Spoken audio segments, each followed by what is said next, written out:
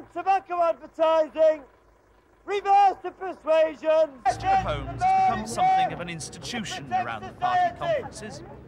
Alongside the ranks of police in Bournemouth this week, competing with the rows of leafleters and newspaper sellers in Blackpool last week, riding his ingenious bicycle around Eastbourne and Harrogate the weeks before that. Which kills 2,000 British people every week! A former 20-a-day man who wages his anti-tobacco war not because any close relation died of smoking, but simply because one day he found the smoke in his local pub was just too much. Some might dismiss him as a crank.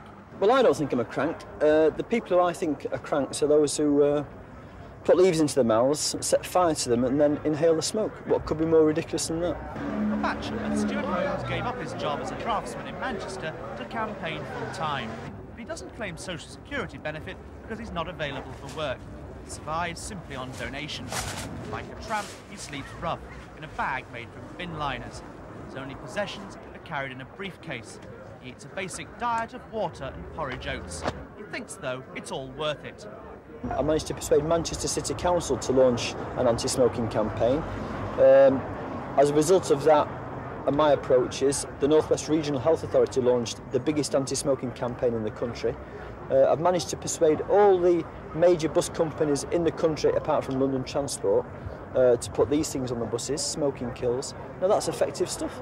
The director of Greater Manchester Transport, himself a heavy smoker, told us Mr. Holmes had simply pestered him so much he had to give in. But this week hasn't gone so easily.